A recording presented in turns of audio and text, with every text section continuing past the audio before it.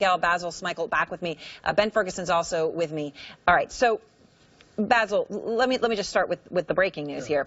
Donald Trump is going to be president of the United States of America and executive producer of The Apprentice, which would entitle him to be paid for every single episode. Now, he could say, I don't want to be paid, but nonetheless, you are going to see his name every time one watches The Apprentice. He's not going away from The Apprentice, but he's going to be president. It comes on a channel that's going to be covering him as president of the United States.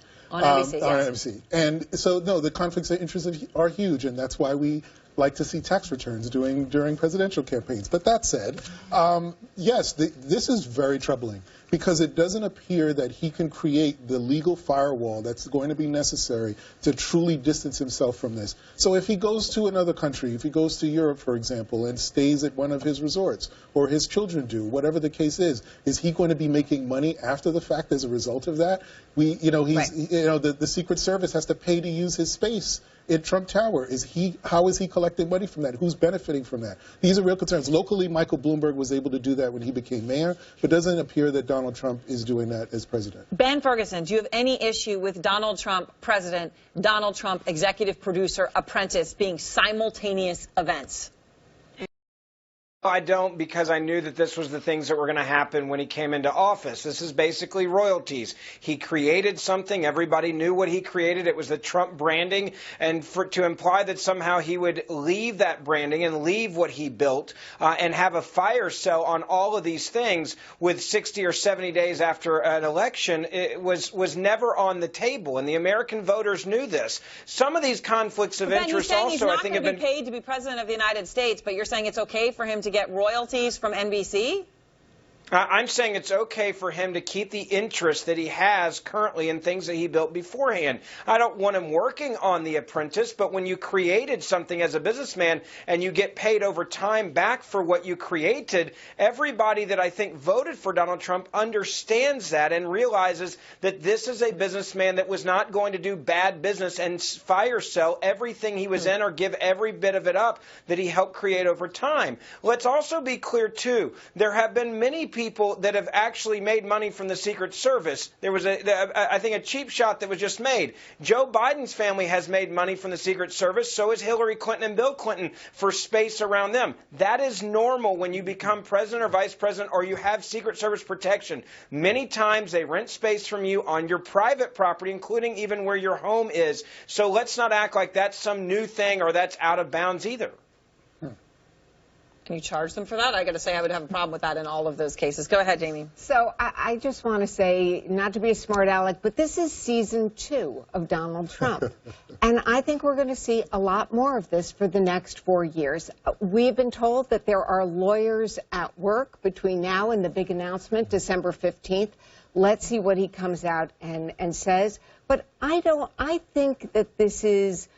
he says he wants to build walls, and you talked about legal firewall.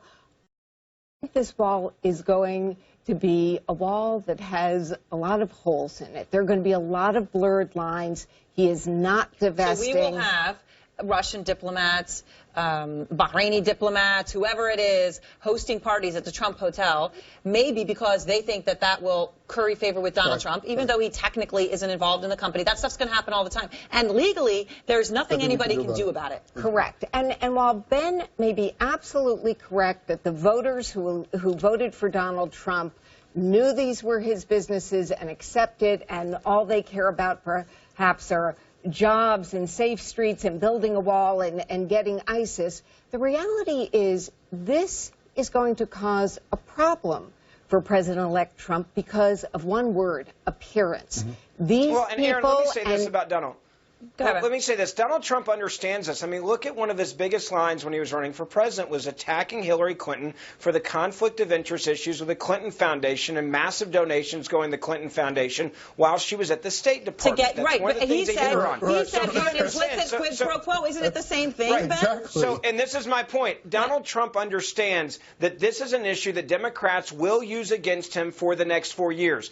Let's see what he rolls out before we pass judgment on him, because I think he realizes realizes something here. If it is too big of an issue and every single day the White House is having to answer questions about some of these scenarios, it will hurt his presidency, and that is something I think he's very cognizant of, and that's why we don't know exactly how this is going to look until he comes out and talks about this press conference. But I think he realizes he doesn't want this to be lingering for 4 years where every week he's having to answer questions about it.